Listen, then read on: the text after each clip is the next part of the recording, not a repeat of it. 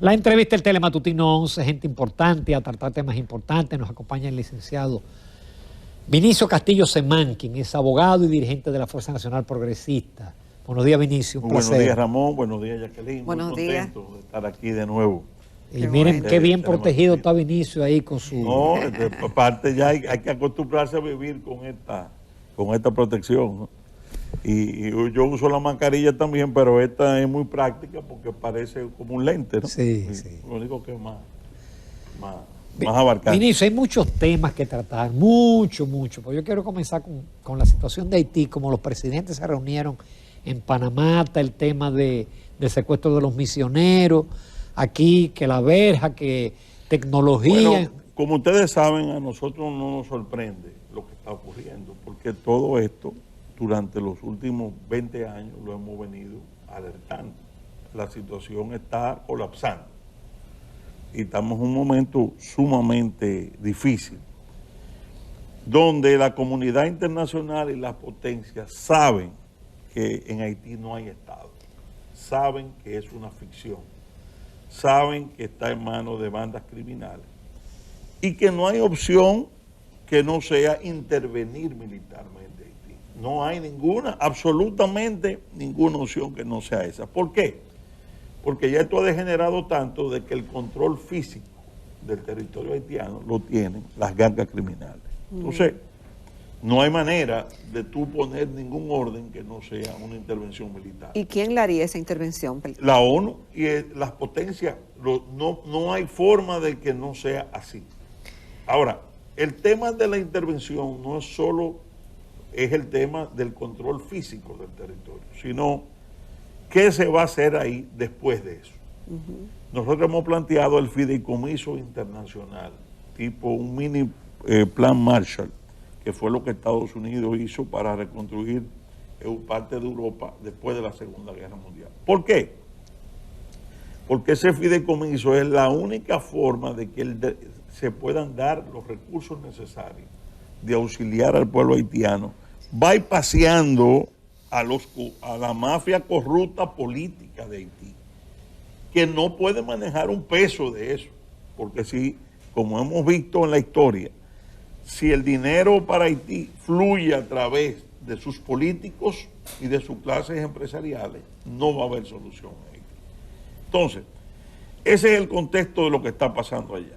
Yo quiero felicitar al presidente Abinader con lo que hizo ayer, porque el presidente Abinader no solo se limitó a lo de la ONU, a clamar en solitario en la ONU para la comunidad internacional resuelva los problemas de Haití en Haití, sino que está ya a partir de ayer liderando un movimiento regional de varios presidentes en la misma onda de exigirle a la potencia una intervención. Y aprovechando muy inteligentemente de que ya la presión migratoria haitiana no es solo sobre el territorio de la República Dominicana, sino de otros países del área. Yo creo que el presidente debe ser apoyado en eso de ayer y hay que alentarlo a que siga en esa labor de involucrar a nuevos mandatarios. Porque ¿Y eso va a ir a algún lado? Una golondrina severana en ese sentido. Si se hace un movimiento internacional, porque recuerda que ya no es un problema solo de los dominicanos. Es decir, ya en muchos países de Sudamérica y de Centroamérica y en el propio Estados Unidos ya hay un problema con esa crisis. Entonces nosotros tenemos a nivel diplomático y a nivel internacional que asumir ese liderazgo porque somos los mayores dolientes. Y yo creo que el presidente lo ha hecho muy correctamente. Y además planteó otro tema, que no es el de Haití, que es sensibilizar también a las potencias de una ayuda económica, de flexibilización de los financiamientos a estas economías post-pandemia. Fueron los dos temas que tocaron, y que son temas que el presidente hay que apoyarlo definitivamente. Ahora, fuera del ámbito internacional, uno entra en lo que nos toca hacer a nosotros, que es la parte medular. El muro es o la verja tecnológica y física, como se le quiera llamar, ha sido anunciada por el presidente, se ha ya presupuestado para el año que viene unos 2.000 o 3.000 millones de pesos. Entendemos que esa obra fundamental no debe aplazarse antes de que termine este año. Debe el presidente, y creo que ese es el querer de él y lo que se ha anunciado, de que esto ya será una realidad. El muro tecnológico y físico que hay, entiendo que hay un concurso, que hay compañías norteamericanas e israelíes participando, y que de la mano de gente que sabe del control de frontera nos puede ayudar. Esa es una pata del problema que debemos resolver nosotros. La otra pata es aplicar las medidas que el mismo gobierno anunció, tema de las parturientas. No se ha visto hasta este momento un cambio, aunque el gobierno lo anunció, no se ha visto todavía el efecto de esa medida. Creo que hay que parar en seco el río de visas que se está dando en Haití para la República Dominicana. Ese es uno de los elementos que hay que parar. Yo creo que... Bueno, esos son de que ricos que vienen a invertir. No, pero no estamos hablando de ricos, estamos hablando de cientos de miles de visas, de decenas de miles de visas. Sí, no, estamos hablando masivamente. Eso hay que parar. El presidente, usted tiene que decirle a los cónsules, la cuota de visa para Haití anualmente que es de tanto. Porque esa es la política migratoria como tiene Estados Unidos, como tiene cualquier país organizado del mundo. Eso hay que... El tema del 80-20, que ya las empresas tienen un plazo de 90 días. El tema de las repatriaciones. Es decir, es todo un conjunto de medidas. ¿Para qué? No solo para hacer cumplir nuestras leyes, sino para mandarle ya en los hechos a la comunidad internacional el mensaje. Si ustedes no están interviniendo Haití y haciendo lo que tienen que hacer en Haití, entendiendo que este país se va a hacer la base para desaguar todos esos problemas de la sociedad haitiana aquí, ustedes están equivocados. Yo voy a apretar aquí el control migratorio, sin abusar de nadie, pero nosotros no podemos tener más migración ilegal. En esa misma medida, los demás países y sobre todo las potencias van a actuar. Porque ¿por qué no han actuado las potencias? Exacto, yo te voy a preguntar por qué. Porque siempre han tenido la idea de que los problemas de Haití se pueden resolver en este lado del territorio. Por eso tú ves que la comunidad internacional, la ONU pasó 20 años en Haití. Nunca se preocuparon, nunca, de hacer un registro civil a Haití. Oye, el primer derecho humano que tiene un ciudadano en cualquier parte del mundo es un nombre y un apellido. Una cosa elemental, lo que nos distingue de las otras especies del mundo animal. No, la ONU nunca hizo ningún programa importante. ¿Por qué?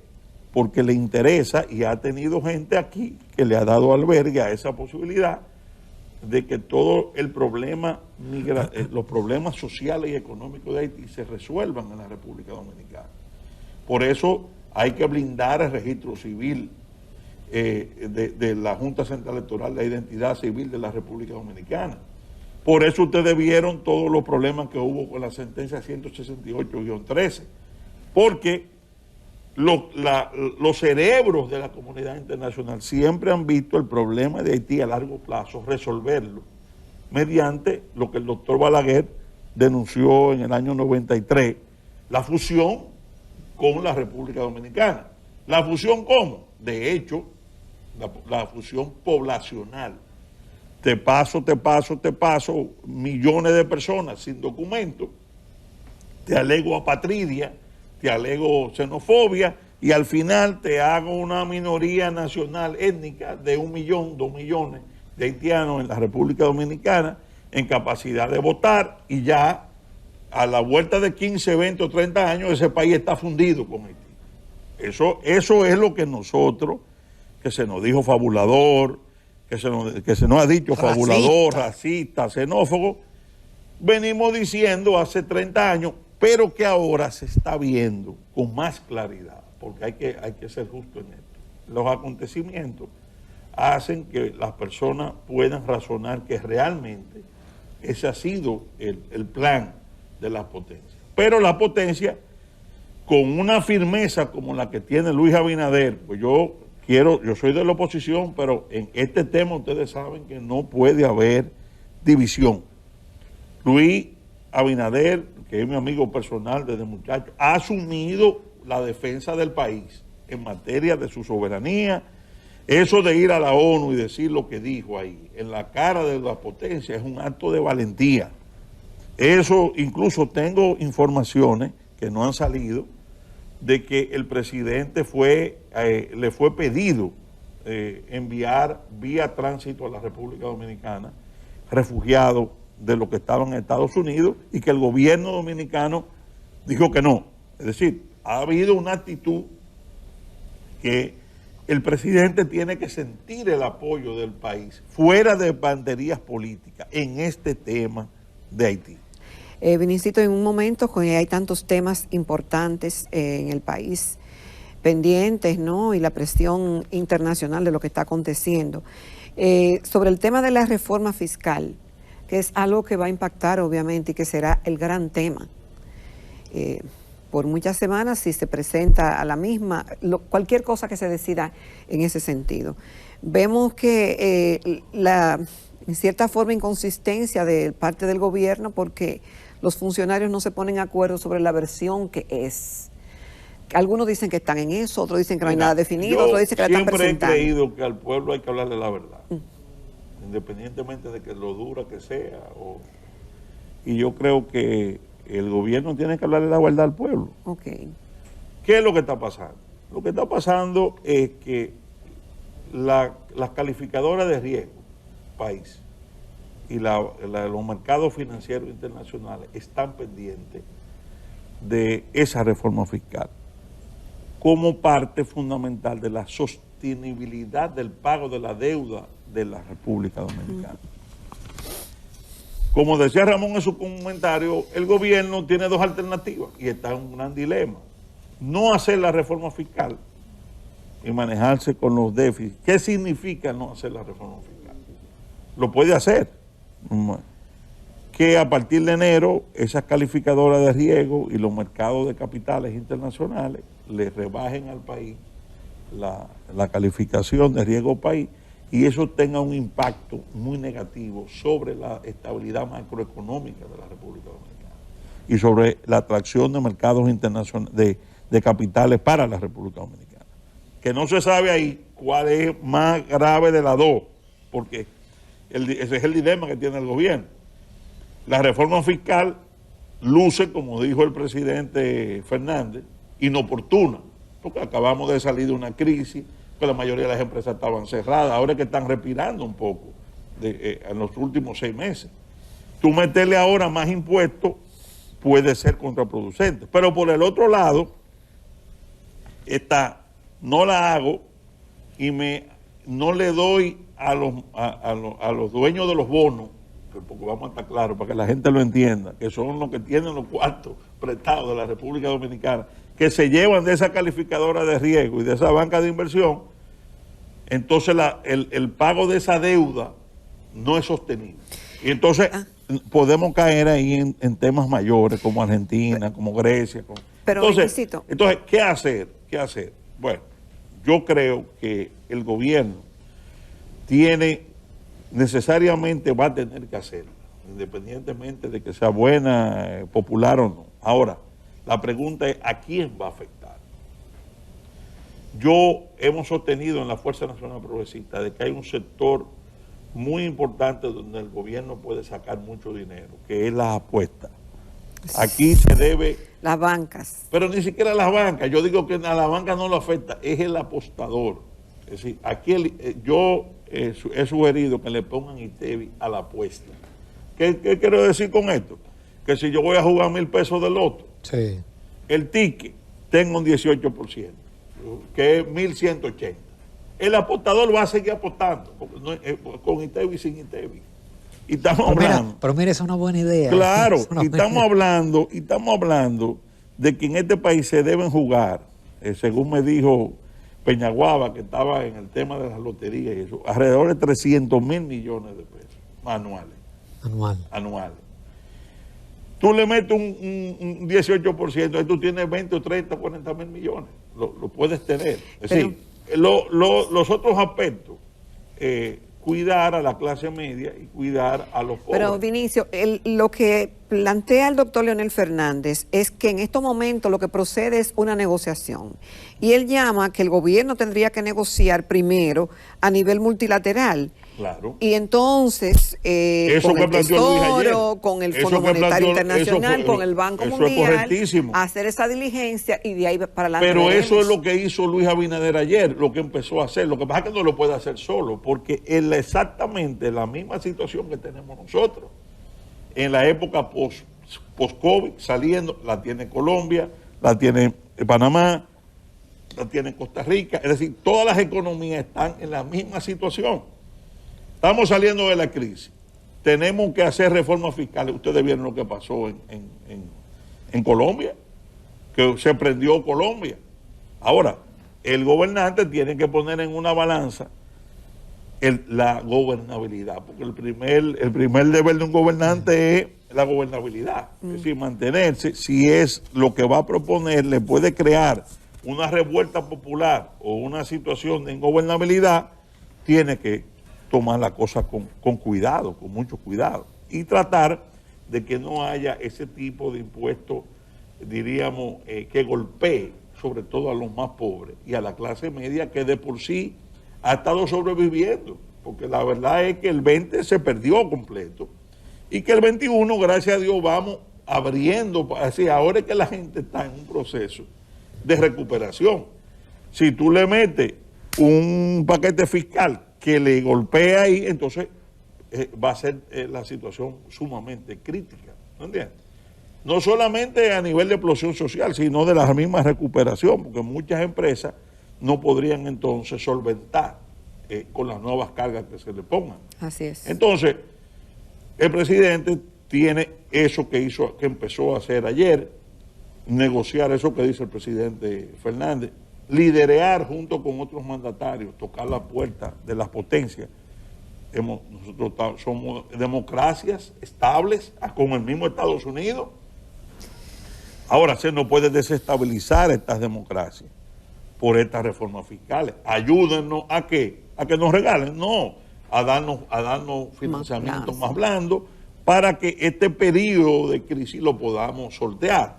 Ahora, ¿basta lo que dice Leonel Fernández sobre el tema de la diligencia internacional? No basta.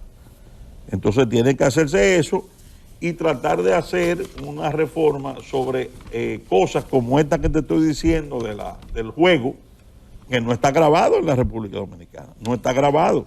Y tú te vas a cualquier pueblo, a cualquier barrio, y hay una banca de apuestas cada 100 metros. No hay un sitio del país donde no hay una banca de apuestas a 100 metros, una de otra. Entonces, pone el ITEVI ahí y trata, también los más ricos deben de pagar más. Porque si bien es cierto que esta crisis golpeó a los pobres mucho y a la clase media, a nivel mundial, no aquí en la República Dominicana, los grandes capitales se multiplicaron. Porque tú lo ves. Es una constancia a nivel mundial. Los más ricos se duplicaron, hicieron beneficios enormes en este periodo, ¿cómo entiendes? La mayoría. Entonces, identificar, como decía el doctor Peña Gómez, esos grandes capitales tienen que dar su cuota para la paz social, porque aquí es que está, diríamos, la cuna de sus negocios y de sus mismas riquezas. ¿Qué debe demostrar el gobierno y la clase política en momentos en que se le exige a la población, es decir, hace un sacrificio? Eso en cuanto a esa parte. Ahora, yo creo que el gobierno tiene un problema frente al país, muy serio, y es que los ladrones que se robaron miles de millones de dólares, están impunes y no se le ha puesto la mano. Esa era mi pregunta. Un chele de eso no se ha recuperado. Entonces, el país te dice, ok, mira, voy a aceptar más sacrificios, pero pero vea, qué tú has hecho en este año y pico con los ladrones que tú mismo dijiste que se habían robado miles de millones, que llegaste al gobierno, las auditorías lamentablemente no han estado disponibles? Entonces eso irrita más a la gente. Por lo que yo creo que si tú le vas a pedir sacrificio a la gente más, esas grandes fortunas robadas tienen que ser recuperadas para que la gente vea, bueno, ok, el presidente le tocó la crisis de la pandemia del COVID, pero como abogado, y un saqueo enorme. Pero ¿qué tan viable y qué tan rápido se puede hacer eso? Pero claro, tenemos año y 4 meses, hace años y 4 meses que se pudieron haber emprendido investigaciones, tanto aquí como fuera de aquí, sobre todo esa fortuna. Pero hay precedentes de recuperación. Pero claro que recursos. sí, pero nada más un puñado, para que tú tengas una idea de lo que, oye, para que tú tengas una idea de lo que estamos hablando.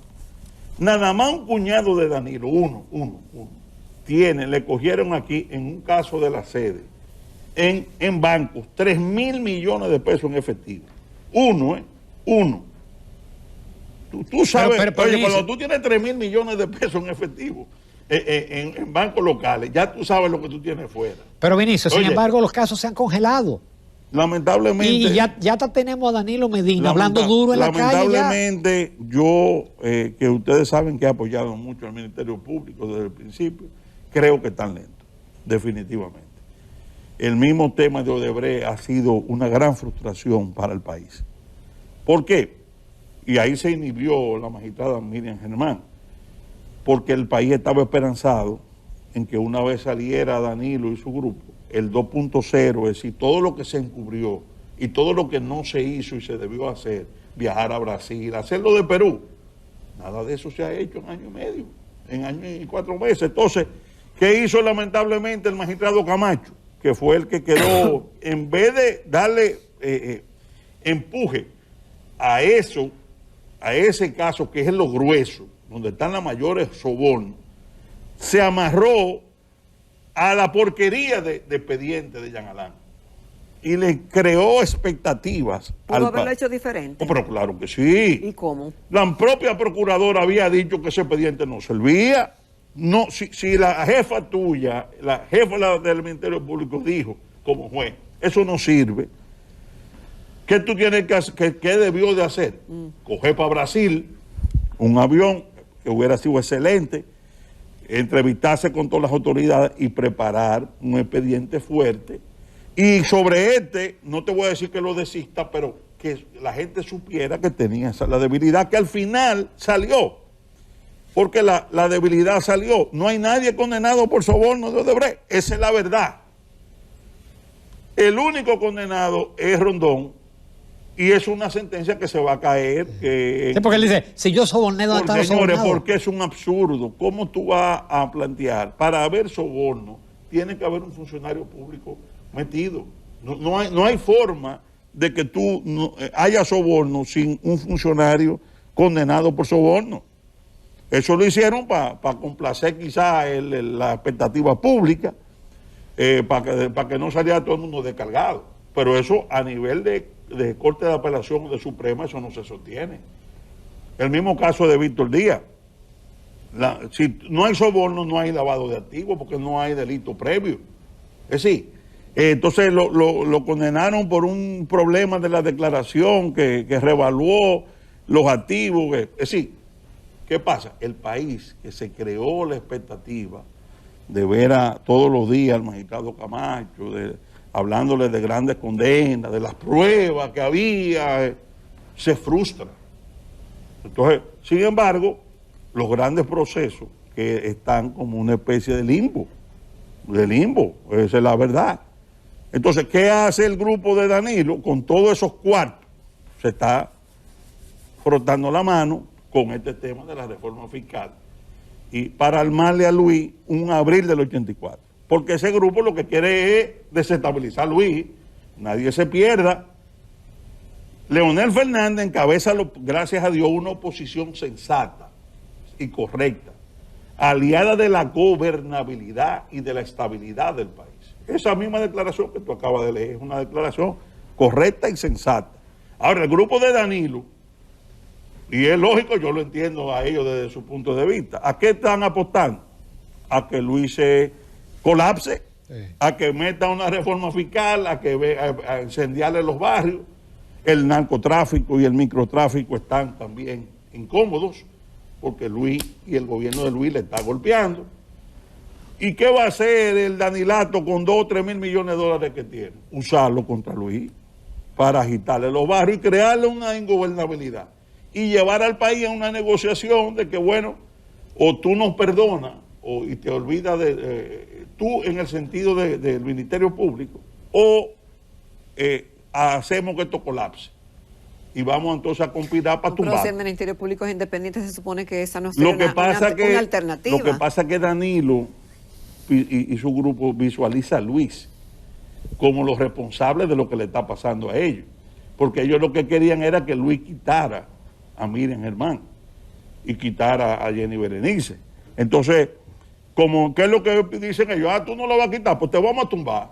A tumbar en el sentido de crearte un desorden y crear un estado de ingobernabilidad. Y en eso que están, eso está claro. Vinicio, excelente como siempre.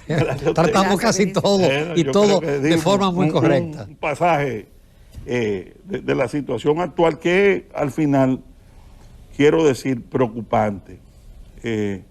Y quiero, desde la oposición, decirle a los dominicanos que independientemente de los errores que el gobierno ha cometido y pueda cometer, tenemos, como yo lo veo, un presidente manejando una crisis sin precedentes, juntas el tema de Haití, el tema económico, el tema del narcotráfico, el tema, es decir, son muchos afluentes, vamos a decir, muy delicados, donde él se nota con un interés de enfrentar todo esto. Lamentablemente no veo el equipo aceitado en la misma línea. Veo muchos grupos con proyectos propios o proyectando figuras propias en un momento sumamente inadecuado, porque esto no es un momento para estar tirando proyectos o insinuando proyectos propios políticos, sino de gran unidad alrededor del presidente. Y afortunadamente, como te digo, la oposición debe tener esa tónica que tiene Leonel Fernández, una oposición constructiva, donde critiquemos lo que está mal, pero demos soluciones y nunca atentar en este momento contra la estabilidad del país y contra el proceso democrático, porque eso nos perjudica a todos. Muy bien, muchísimas gracias, Vinicio. Creo que nos vamos a una breve pausa comercial y regresamos.